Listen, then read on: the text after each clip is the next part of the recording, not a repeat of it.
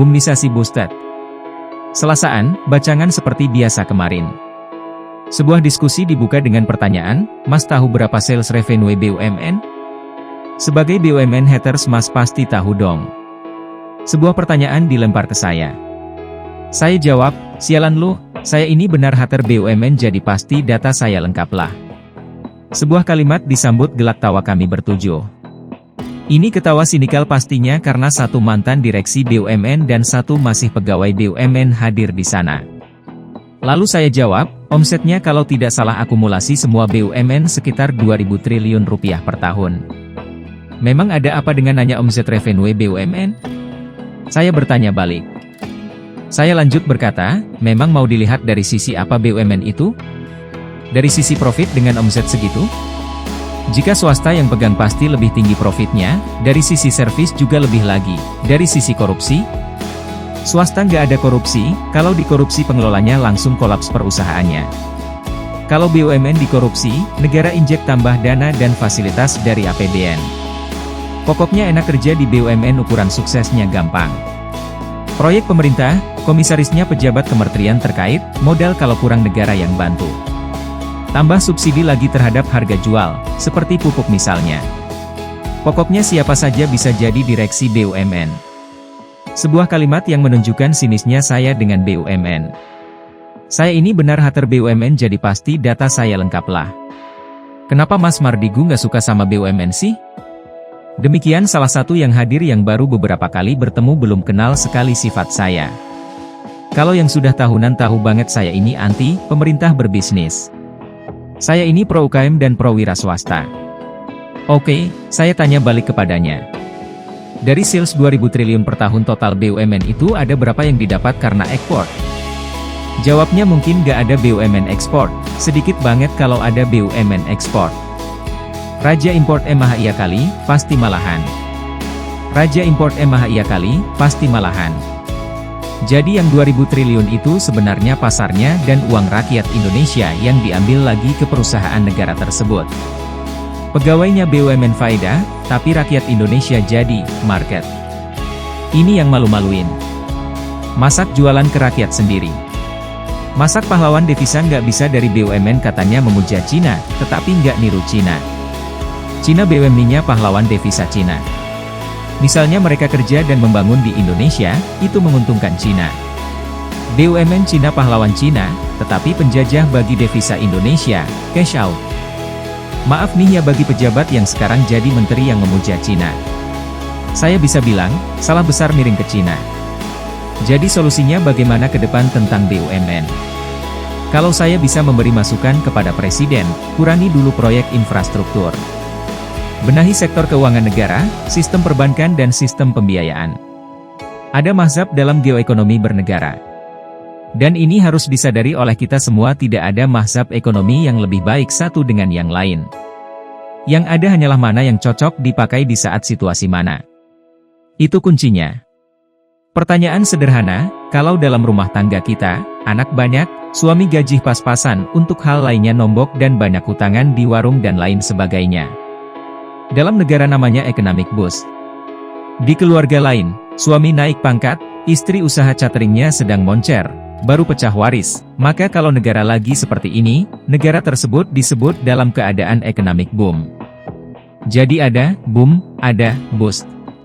Saya pun menerangkan panjang lebar alasan BUMnisasi yang tidak tepat dan alasan FDI Foreign Direct Investment, baca, Cinanisasi, yang tidak dalam membangun strategi ekonomi negara.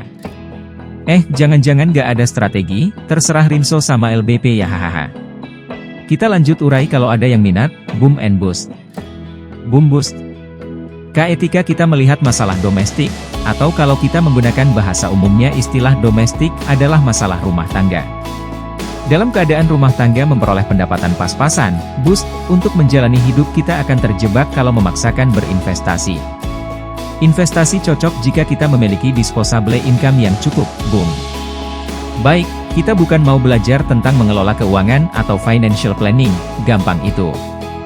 Karena financial planning adalah mengatur uang yang sudah ada. Kalau uang belum ada apa yang mau diatur? Itu bedanya apa yang mau kita diskusikan sekarang.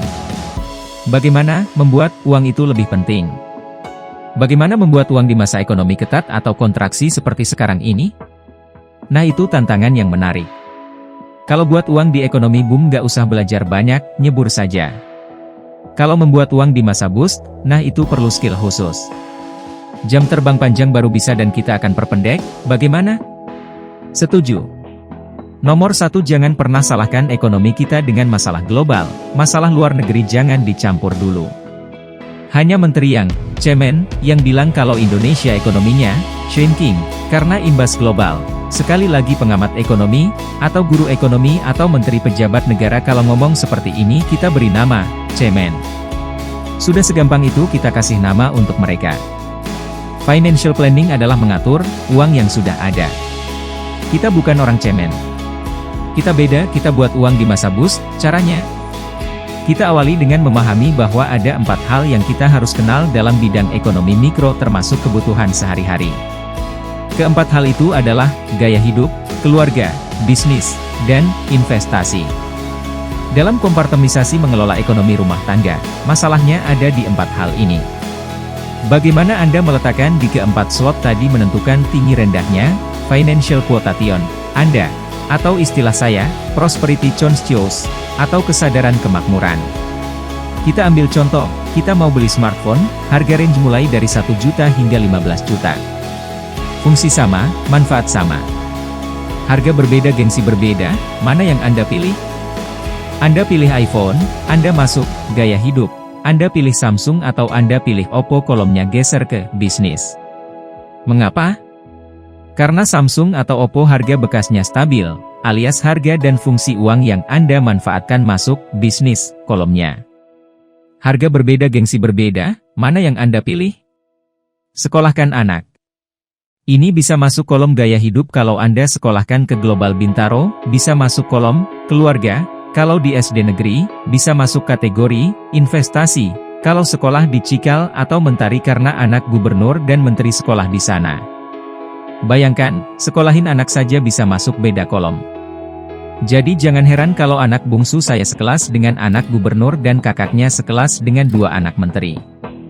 Dari awal memang, bokis, ya saya ini, memang sontoloyo. Sekolahin anak saja, pilih di mana anak pejabat dan pengusaha menyekolahkan anaknya.